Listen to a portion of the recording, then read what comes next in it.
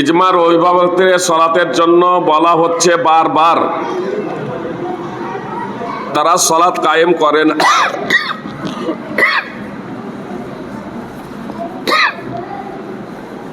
তারা সলাত কায়েম করে না, তারপরে মডেল সর্দার কি দায়ী হবে এখানে? যে না, মডেল সর্দার আলেম ওলামা যারা আছেন, যারা সাধারণ ব্যক্তি, যার যতটুকু ক্ষমতা আছে মুসলিমের, আমাদের প্রত্যেক মুসলিমের দায়িত্ব কর্তব্য নিজেদের সামর্থ্য অনুযায়ী সৎ কাজের আদেশ এবং অসৎ কাজে বাধা প্রদান করা।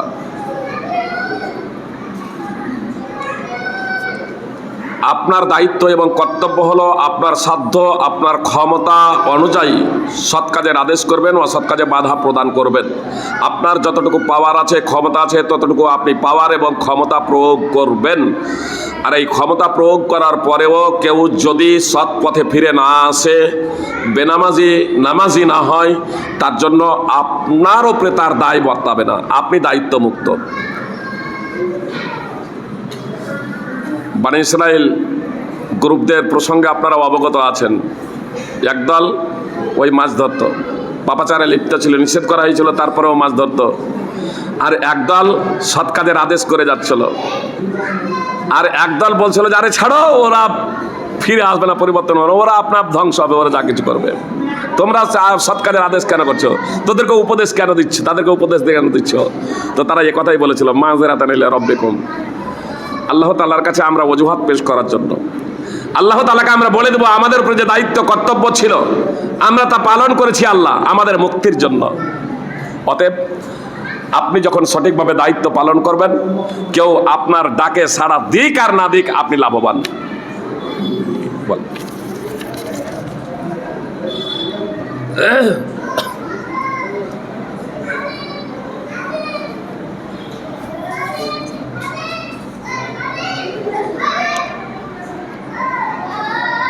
আমি কোনো রোগীকে ব্লাড টেস্ট, পেটের আল্ট্রাসাউন্ড, এক্স রে বা অপারেশনের জন্য একটি নির্দিষ্ট ল্যাব বা নার্সিং হোমে পাঠাই।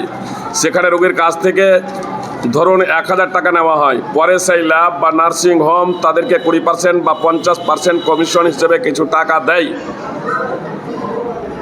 যদি রোগী নিজে থেকে সেখানে যায় তাহলে তাকে পুরো 1000 টাকাই দিতে হয়, কিন্তু আমি পাঠালে ওই টাকাই লাগে। এভাবে রোগী পাঠিয়ে কমিশন হিসেবে টাকা নেওয়া কি নৈতিক বা বৈধ?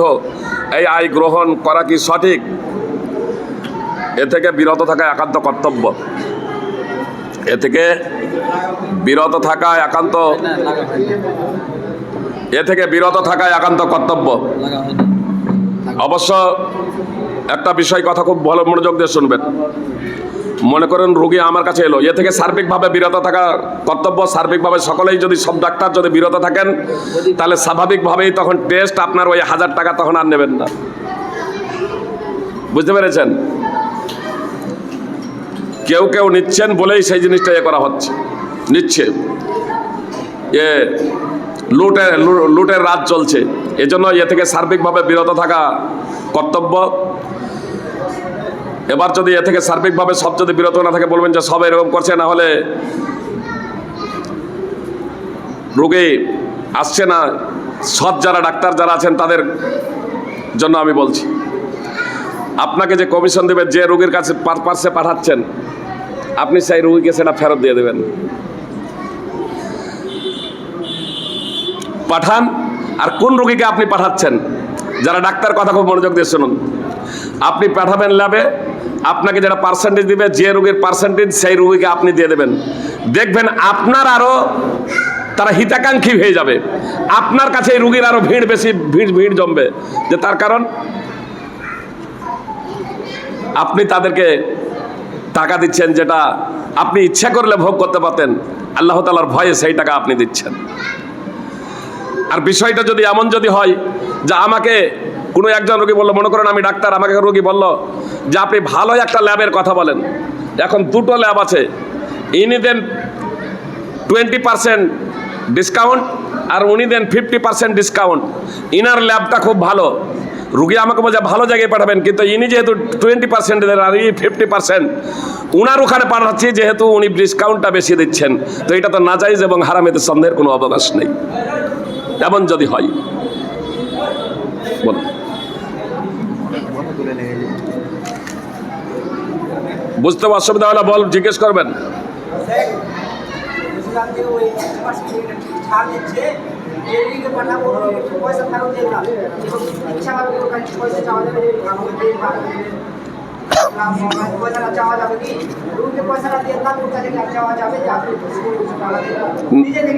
না না না,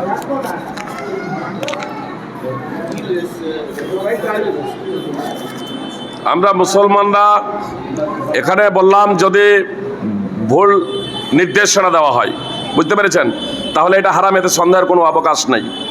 আর যদি এমন হয় যে আমাকে আমার কাছে ভালো পরামর্শ চেয়েছে এবং আমি ভালো জায়গাতে দিলাম, বুঝতে পেরেছেন, তারপরেও সে কোনো কিছু দিয়ে দিল,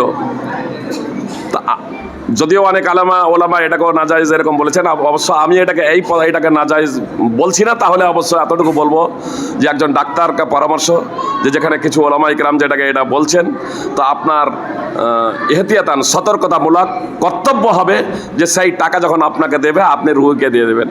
ইনশাল্লাহ আপনার কাছে আবার রোগীদের ভিড় বেশি জমবে, পরিষেবার মাধ্যম দিয়ে, বেশি পরিষেবার মাধ্যম দিয়ে আপনি বেশি উপকৃত হতে পারবেন ইনশাআল্লাহ। আসসালামু আলাইকুম। আসসালাম। আমরা মুসলমানরা এখন চারিদিক থেকে লাঞ্ছিত, ইহুদি ও হিন্দু, এক কথায় কাফেররা আমাদেরকে গাধার মতো ভাবছে। আমরা মুসলমানরা কোরআন জানি না, ও নবীর দেখানো পথে চলি না, আর আমাদের মাঝে এই ঝগড়া বিবাদ লেগে আছে। তাহলে এগুলোর সমাধান কি শুধুই সালাত ও সিয়াম, নাকি এগুলোর বিরুদ্ধে জিহাদ করা ও আমাদের একজোট থাকা, সবাইকে কোরআন শেখানোর ব্যবস্থা করা, নাকি শুধু ওয়াজ নসিহত করা?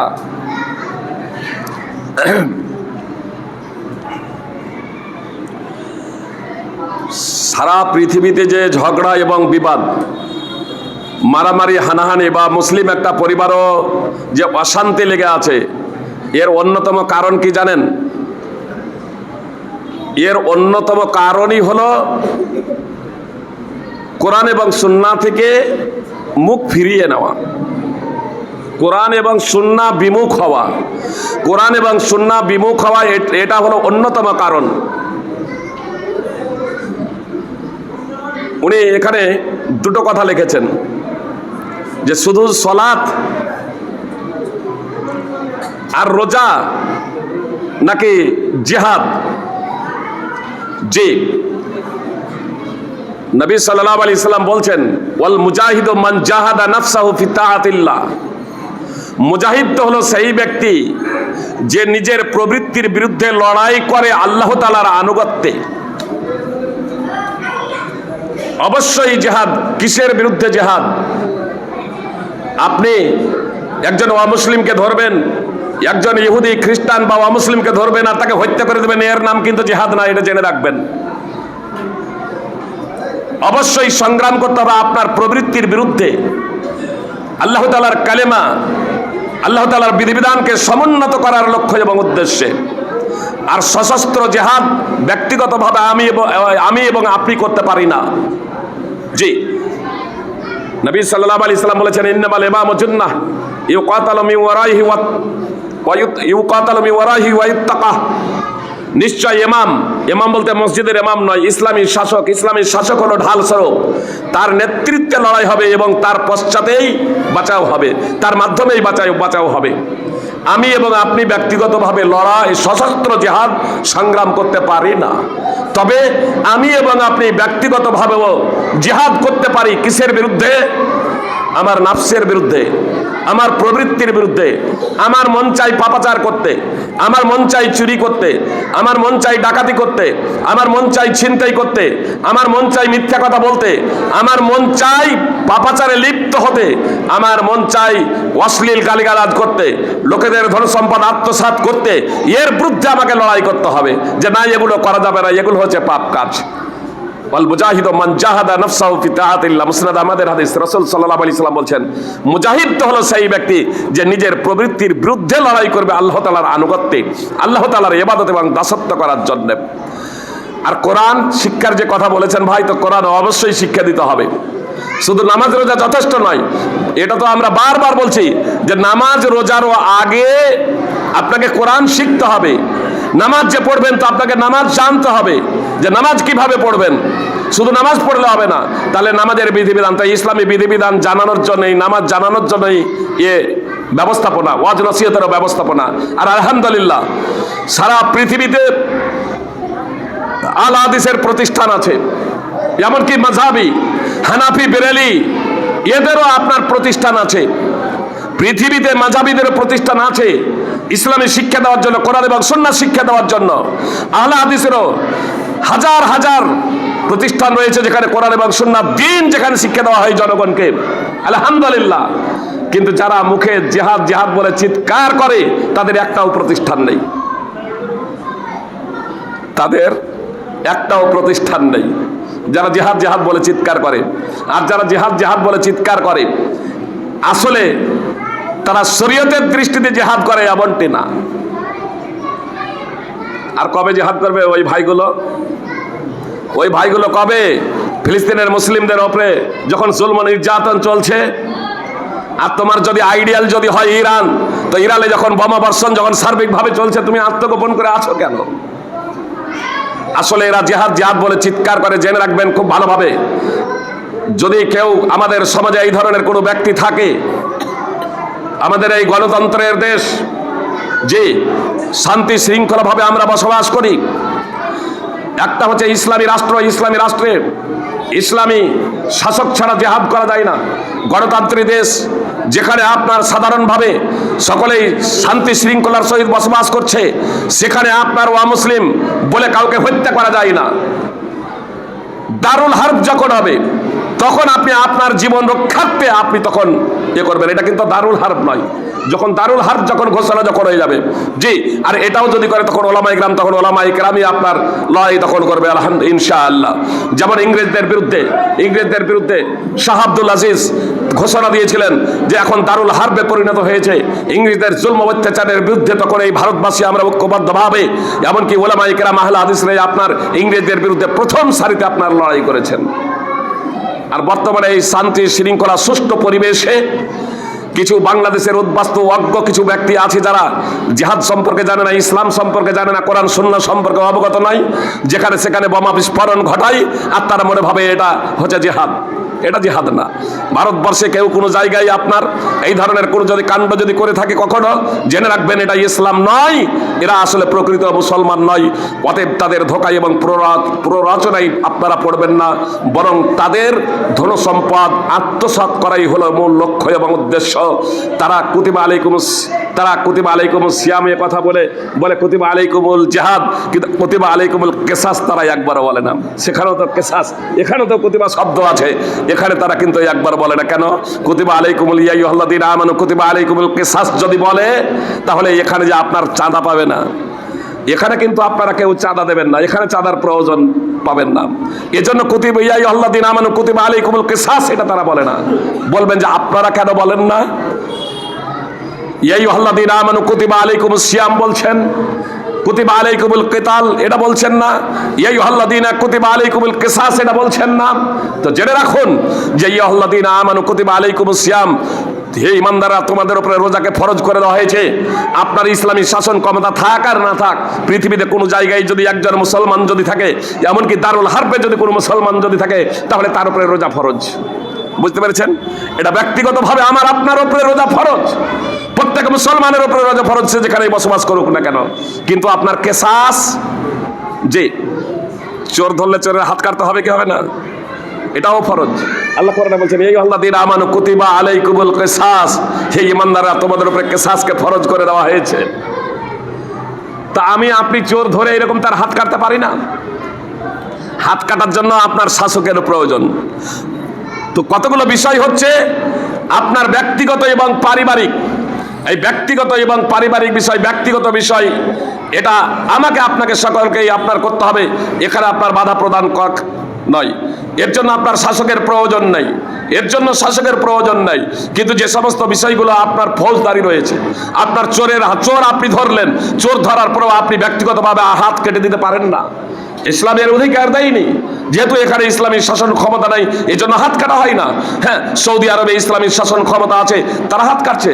হ্যাঁ, বাংলাদেশ যেখানে সংখ্যাগরিষ্ঠ মুসলমান এবং যারা বলে যে আমাদের রাষ্ট্রীয় ধর্ম হচ্ছে ইসলাম, রাষ্ট্রীয় ধর্ম ইসলাম, পাকিস্তান বলছে রাষ্ট্রীয় ধর্ম ইসলাম, আর তারপরে তারা যদি চোরের হাত যদি না কাটে, জি আপনার রুবে দেনার পর্যন্ত কেউ যদি চুরি যদি করে, পেটের তাড়নায় অভাবের তাড়নায় নয়, পেশা হিসেবে অবস্থা আছে, সচ্ছল থাকা অবস্থাও কেউ যদি আপনার যদি চুরি যদি করে আর রুবে দেনার যদি সেই সম্পদ যদি পৌঁছে যায়, তারপরে আপনার ব্যবস্থাপনা রয়েছে, আপনার তাদের ক্ষমতা আছে, ক্ষমতা থাকা সত্ত্বেও কেউ যদি চোরের যদি হাত না কাটে তারা পাপী হবে। তবে আমি এবং আপনি ভারতবর্ষের মাটিতে চোর ধরলাম, আর চোর ধরার পরে আমি আপনি হাত কাটলাম না, যে আদালতে ঠেলে দিলাম, যে পুলিশকে ডেকে দিয়ে দিলাম, তো এর জন্য আমি এবং আপনি পাপী হব না ইনশাআল্লাহ। বিষয়টা বুঝতে পেরেছেন তো? অনুরূপভাবে আপনার জিহাদ, ফল কথা পবিত্র কোরআন শিক্ষা অবশ্যই দিতে হবে। আর আমরা তো বারবার আমাদের বক্তব্যের মাধ্যমে এ কথাই বলে চলেছি যে আপনার নামাজও যে পড়ছেন তো আপনাকে আগে শিখতে হবে। আপনি যে লা ইলাহা ইল্লাল্লাহ পড়বেন তাও সেটা আপনাকে শিখতে হবে, আপনাকে জানতে হবে। আল্লাহ তাআলা আমাদের প্রকৃত অর্থে পবিত্র কোরআন এবং সুন্নাহকে জানার তৌফিক দান করেন, আমিন।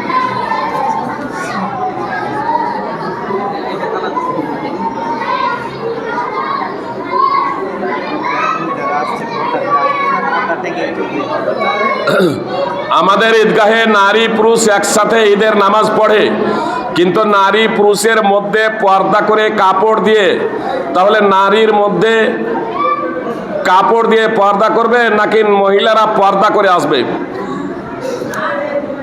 মাঝে পর্দা থাক আর না থাক, সর্ব অবস্থাতেই মহিলারা পর্দা করে আসবে। বাড়ির বাইরে যখন যাবে তখনই মহিলারা পর্দা করেই বের হবে।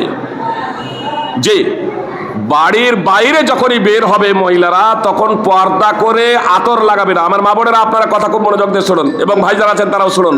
ঈদের নামাজ পড়তে একবারে খুব সাজসজ্জা করে নয়, একবারে মানে আতর ব্যবহার করবে না। আমার মা বোনেরা আতর ব্যবহার করতে পারে, সেন্ট ব্যবহার করতে পারে বাড়িতে স্বামীর কাছে যত সাজসজ্জা করতে পারে, কিন্তু বাইরে যখন যাবে পূর্ণ পর্দা রূপে পর্দা করে এবং আতর ব্যবহার না করে তারা যাবে, পর্দা করেই যাবে। এবার তারপরে প্রশ্ন আছে, তাহলে তারপরেও আবার সেপারেট পর্দার কি প্রয়োজন আছে? যে বর্তমান পরিস্থিতিতে সেপারেট পর্দা করে দেওয়াটাই হলো উত্তম। যে মুহাম্মদ সাল্লাল্লাহু আলাইহি সাল্লাম তার জীবদ্দশাতেও বলেছিলেন যে এই গেটটা যদি মহিলাদের জন্য নির্ধারিত করে দিই, তো আব্দুল্লাহ ইবনে উমর রাদিয়াল্লাহু তাআলা আনহু তারপরে ওই গেট দিয়ে আর কখনো প্রবেশ করেননি।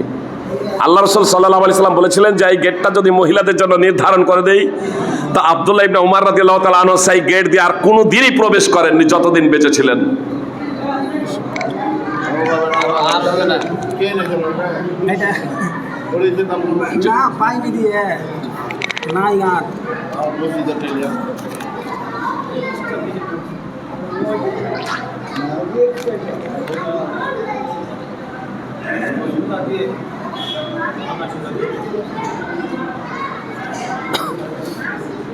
মৃতের নামে ইফতারি দেওয়া কি জায়েজ এবং সেই ইফতারি কি অন্যরা খেতে পারবে? জেনে রাখবেন, ইফতারি করানো সওয়াবের কাজ, ইফতারি করানো সওয়াবের কাজ। মুহাম্মদ সাল্লাল্লাহু আলাইহি সাল্লাম বলেছেন, কেউ যদি কাউকে ইফতার করায় তাহলে তার রোজাদারের সমপরিমাণ সে নেকি পাবে, সওয়াব পাবে।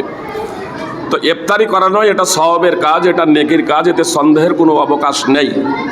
কিন্তু মাইয়াতের নামে ইফতার করানো যাবে কি না, কেউ কেউ বলেছেন যে যাবে, কিন্তু কোনো দলিল পাওয়া যায় না। মুহাম্মদ সাল্লাল্লাহু আলাইহি সাল্লামের জীবদ্দশাতে অনেকেই ইন্তেকাল করেছিলেন। স্বয়ং মুহাম্মদ সাল্লাল্লাহু আলাইহি সাল্লামের অর্ধাঙ্গিনী খাদিজা রাদিয়াল্লাহু তাআলা আনহাও ইন্তেকাল করেছিলেন মুহাম্মদ সাল্লাল্লাহু আলাইহি সাল্লামের জীবদ্দশাতেই।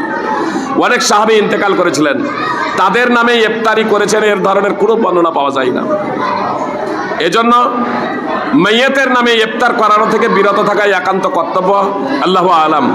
তবে মাইয়াতের নামে দান খয়রাত করতে পারেন, এতে সন্দেহের কোনো অবকাশ নেই। যে বিষয়ে কোনো সন্দেহ নাই, দলিল আছে স্পষ্ট, আপনি মাইয়াতের নামে দান খয়রাত করে দিন। জি, মাইয়াতের নামে দান খয়রাত করে দিন, মাইয়াতের নামে আপনি দান খয়রাত করুন, মসজিদ নির্মাণ করুন, মাদ্রাসা নির্মাণ করুন, অসহায় গরিব বিধবা যারা আছে তাদেরকে সাহায্য সহযোগিতা করুন।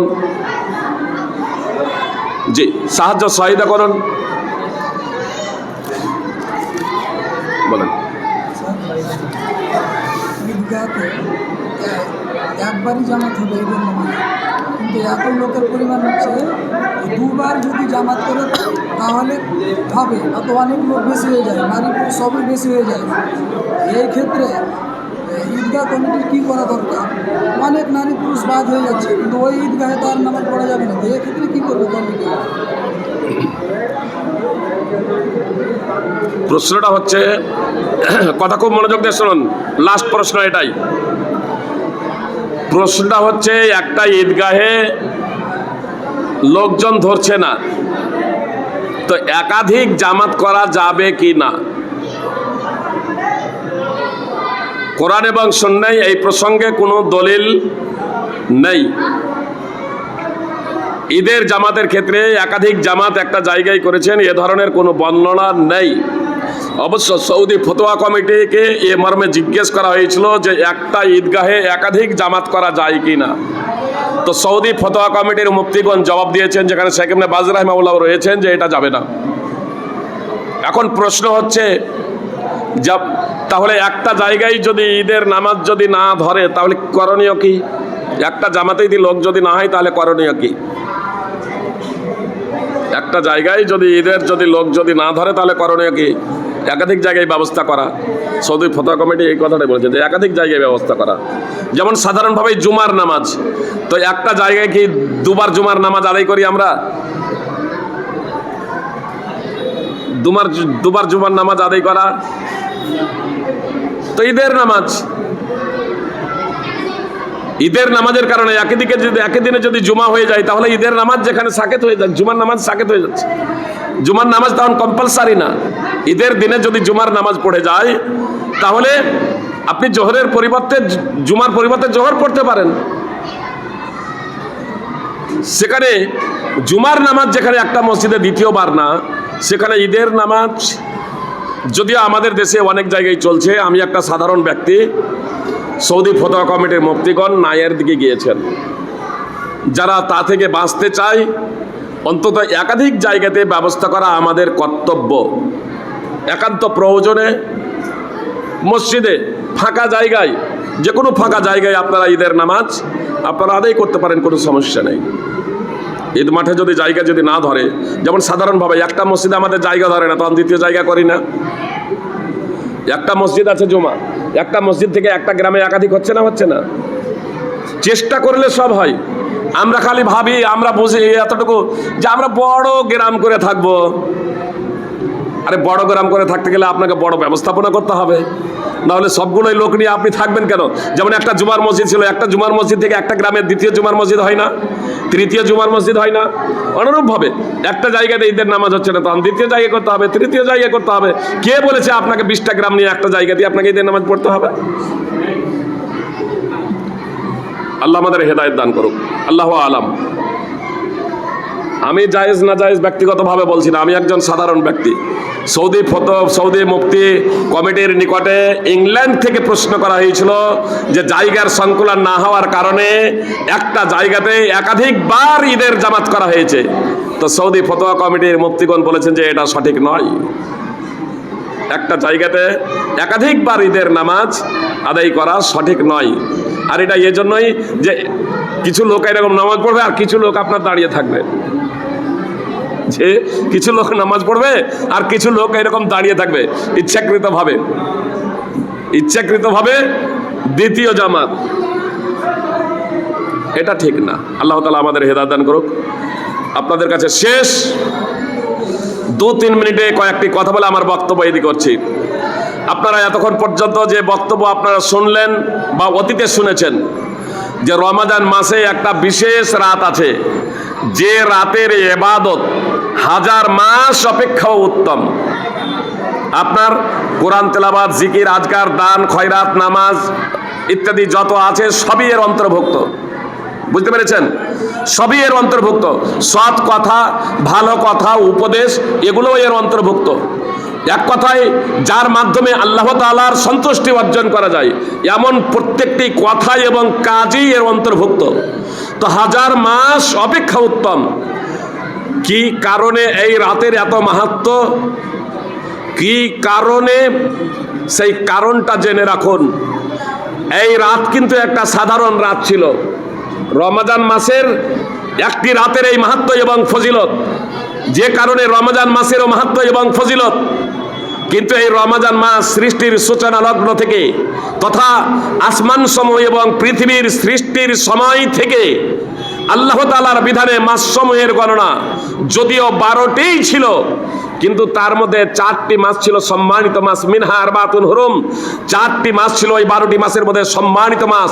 আর সেই 4টি মাস হলো জুলকাদা, জুলহিজ্জা, মুহররম এবং রজব। জুলকাদা, জুলহিজ্জা, মুহররম এবং রজব। রমজান মাসের কোনো উল্লেখই ছিল না। স্পষ্ট হাদিস দ্বারা এটা প্রমাণিত। পৃথিবীর সমস্ত ধর্মীয় পণ্ডিত এ বিষয়ে একমত যে রমজান মাসের এতে কোনো সংযোজন ছিল না। রমজান মাস এই 4টি সম্মানিত মাসের মধ্যে ছিল না।